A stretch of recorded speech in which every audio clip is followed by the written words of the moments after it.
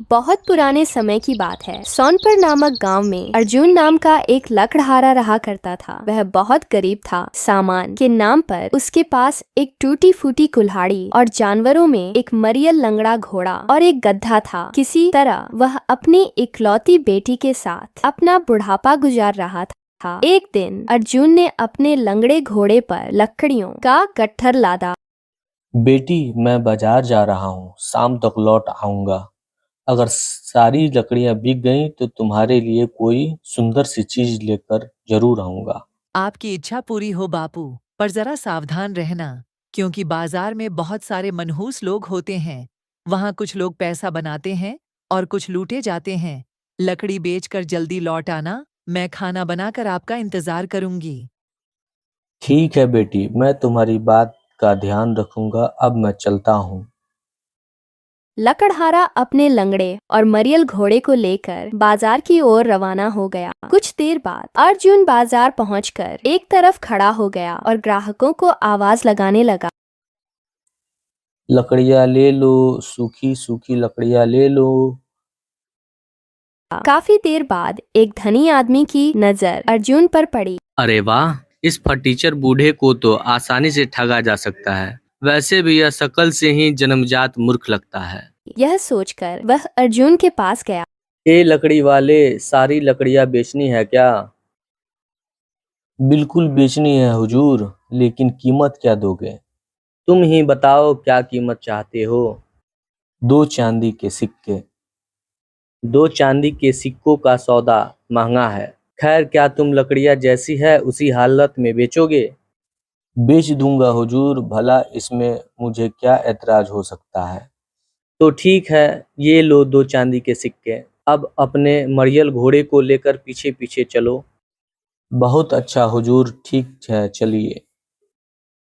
सिक्के लेने के बाद अर्जुन अपने घोड़े को लेकर धनी आदमी के पीछे चल पड़ा। बड़ी किस्मत से आज कमाई अच्छी हुई है, यह सोचते हुए वो चल रहा था। कुछ देर बाद वे दोनों धनी के घर पहुंचे। लकड़ियां यहीं छोड़ दो और अब तुम जा सकते हो। जैसे हुजूर की आज्ञा। अर्जुन जैसे ही घोड़े से लकड़ियां उतारने लगा। ठहरो लकड़हारे, ये तुम क्या कर रहे हो? हुजूर, मैं तो लकड़ियां उतार रहा था ताकि घोड़े को ले जा सकूं। अरे बदमाश, क्या तुम्हें सौदे की शर्त याद नहीं? तूने लकड़ियां बेचते वक्त जो मुझसे मंजूरी दी थी। कैसी शर्त हुजूर? मैं कुछ समझा नहीं। मैंने तो आपको 2 चांदी के सिक्कों के बदले सारी लकड़ियां बेची है। सिर्फ लकड़ियां ही नहीं, बल्कि सिक्के के बदले तूने मुझे अपना घोड़ा भी बेचा। अगर चाहो तो अगला हिस्सा यही से जारी कर सकते हैं। हुजूर, ऐसा कैसे हो सकता है? मैंने तो सिर्फ लकड़ियां बेची थी, घोड़ा तो मेरा है। आपने ऐसा कब कहा कि घोड़ा भी बेच दिया? और लकड़ियां घोड़े पर लदी थी, मतलब घोड़ा उसी हालत का हिस्सा था। अब बहस मत कर, नहीं तो इन सिक्कों से भी जाएगा। अर्जुन कुछ बोल नहीं पाया। वह दुखी मन से अपने खाली हाथ और भारी दिल के साथ वहां से लौट गया। धूप की तपिश, शरीर की थकान और दिल की ठगी तीनों ने मिलकर उसकी चाल और भी धीमी कर दी। शाम ढल चुकी थी। बेटी चूल्हे के पास बैठी बापू का इंतजार कर रही थी। दरवाजे पर धीमे कदमों की आहट सुनाई। बापू, आ गए आप? क्या लाए मेरे लिए? घोड़ा कहाँ है? लकड़ियां भी नहीं दिख रही। बेटी, इस बार कुछ नहीं ला सका। लकड़ियां तो बिकी, पर घोड़ा भी चला गया। क्या? घोड़ा भी? वो कैसे? अर्जुन ने पूरी बात बेटी को बताई। कैसे वह ठगा गया, कैसे शर्त का मतलब घुमा दिया गया। बापू, आपने हमेशा मुझे ईमानदारी और मेहनत सिखाई है, पर इस दुनिया में चालाक लोग भोले लोगों को यूं ही लूटते रहते हैं। हमें कुछ करना होगा, अब और नहीं। उस रात अर्जुन और उसकी बेटी ने एक वादा किया कि अब वे सिर्फ मेहनत नहीं करेंगे बल्कि समझदारी से काम लेंगे। बापू, कल से हम साथ चलेंगे। मैं भी लकड़ी चुनूंगी और बाजार चलूंगी। अब कोई हमें यूं बेवकूफ नहीं बना सकेगा। मेरी बेटी अब बड़ी हो गई है, तू साथ होगी तो डर किस बात का। अगली सुबह सूरज की पहली किरणों के साथ बाप बेटी एक नई उम्मीद और सीख के साथ जंगल की ओर निकल पड़े। अब उनकी गरीबी वहीं थी, पर नजरिया बदल चुका था। अगले दिन अर्जुन और उसकी बेटी ने मिलकर जंगल से सूखी लकड़ियां इकट्ठा की। इस बार बेटी ने लकड़ियों को गड्ढे पर लादा। बाप बेटी दोनों बाजार पहुँचे। बापू, इस बार कोई भी सौदा मैं करूंगी, आप बस चुप रहना। कुछ देर बाद वही धनी आदमी फिर से वहां आया। इस बार उसकी नजर लड़की पर पड़ी। अरे आज तो लकड़हारे की बेटी भी आई है, क्या लकड़ियाँ फिर से बेचनी है? हाँ हुजूर, लकड़ियाँ बिकाऊ हैं, लेकिन आज सौदे की शर्तें हम तय करेंगे। अरे वाह, चलो बताओ क्या भाव लोगी? 3 चांदी के सिक्के, और शर्त ये है कि आप लकड़ियाँ खरीदेंगे सिर्फ लकड़ियों की कीमत पर, ना घोड़ा, ना गधा, ना रस्सी, बस लकड़ियाँ। बड़ी चालाक बन रही है। खैर मंजूर है, ये लो 3 सिक्के।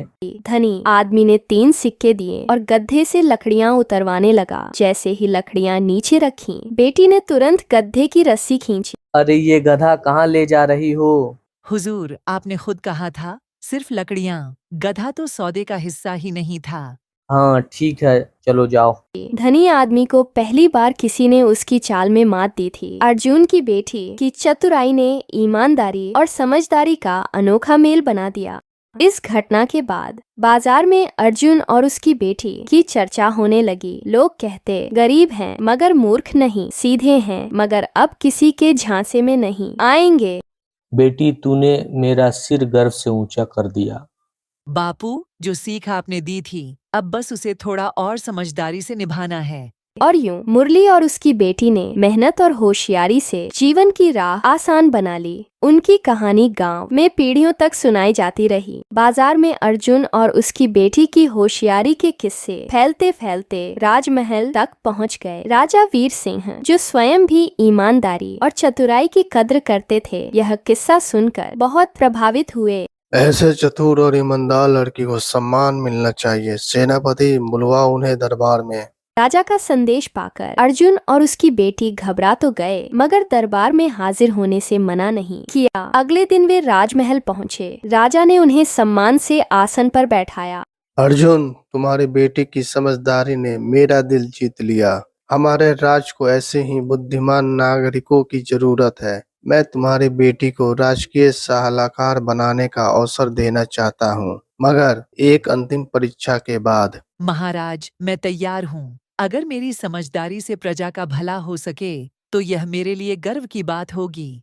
बहुत अच्छा, तो सुनो, मैं तुम्हें 3 रहस्यमयी वस्तुएं दूंगा। इनका उपयोग करके तुम्हें एक भूखे गांव की मदद करनी है, जहां अकाल पड़ा है और कोई समाधान नहीं निकल पा रहा है। राजा ने 3 वस्तुएं दी। एक खाली मिट्टी का घड़ा था, एक बंद लिफाफा था, एक काली इनका उपयोग कैसे करना है, यह तुम्हें खुद समझना होगा। यदि 7 दिन में गांव की हालत नहीं बदली, तो ये मौका किसी और को दे दिया जाएगा। लिफाफा और चूड़ी को ध्यान से देखा, फिर अर्जुन के साथ उस गांव की ओर निकल पड़ी जहां लोग भूख से बेहाल थे। गांव में जैसे ही वे पहुंचे, वहां के लोग कमजोर, थके हुए और निराश दिख रहे थे। खेत सूखे थे, कुएं खाली और बच्चों की आंखों में भूख के आंसू थे। देवी, हमने कई तांत्रिक, साधु और दरबारी देखे। सबने वादे किए, लेकिन कोई कुछ ना कर सका। क्या तुम वाकई कुछ बदल सकोगी?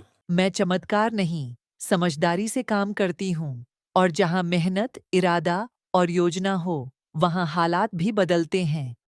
गांव में पहुंचते ही अर्जुन और उसकी बेटी ने वहां के हालात का गहराई से निरीक्षण किया। बेटी ने देखा कि जमीन सूखी है, पर मिट्टी अब भी उपजाऊ हो सकती है। कुएं सूख गए हैं, लेकिन नदी कुछ मील दूर बह रही है। यहाँ चमत्कार नहीं, पानी चाहिए, और पानी लाने के लिए योजना, श्रम और एकजुटता। बेटी लेकिन ये 3 चीजें जो राजा ने दी है, इसका क्या करना है? घड़ा खाली है, पर शायद ये खालीपन ही एक संकेत है। खाली घड़ा मेहनत से भर सकता है, जैसे यह गांव भी भर सकता है। चलो, सबसे पहले गांव वालों को इकट्ठा करते हैं। बेटी ने गांव के चौपाल में सभी को बुलवाया। सभी थके और उम्मीद छोड़ चुके थे। आप सब में ताकत है, सिर्फ किसी ने उस ताकत को जगाया नहीं। नदी आपके गांव से सिर्फ 4 कोस दूर है। अगर हम मिलकर नहर बना दें तो खेत फिर से हरे होंगे। बेटी, हमने बहुत कोशिश की मगर अब कोई हिम्मत नहीं बची। ये देखो, ये है राजा का दिया घड़ा। ये अब भी खाली है, जैसे हमारी मेहनत भी खाली रही अब तक। पर हम सब मिलकर अगर हर दिन थोड़ी मिट्टी भी हटाएं तो 7 दिन में पानी यहाँ होगा। बेटी के विश्वास ने चिंगारी जला दी। लोग खड़े हो गए और उसी दिन दोपहर से नहर खुदाई का काम शुरू हो गया। तीसरे दिन खुदाई करते हुए बेटी ने लिफाफा खोला। उसमें एक पुराना नक्शा था जो उस नदी के एक प्राचीन मार्ग को दर्शा रहा था। वो मार्ग गांव के और भी पास से होकर गुजरता था, बस मिट्टी और झाड़ियों से ढका हुआ था। ये देखो, हमें नहर 4 कोस नहीं, सिर्फ 2 कोस तक खोदनी है। राजा ने ये नक्शा देकर हमारा आधा काम आसान कर दिया। बेटी, अब तो 7 नहीं, हम 5 दिन में पानी ले आएंगे। जहाँ मेहनत हो रही थी वहीं कुछ स्वार्थी लोग थे जिन्हें गांव का विकास रास नहीं आ रहा था। गांव के साहूकार लालू को डर था कि अगर गांव में अनाज उगने लगा तो उसके उधार लेने वाले किसान आजाद हो जाएंगे। अगर ये काम पूरा हो गया तो मेरा धंधा ठप हो जाएगा। आज रात खुदाई वाले हिस्से में पानी डालकर उसे धंसा दो, सारा काम रुक जाएगा।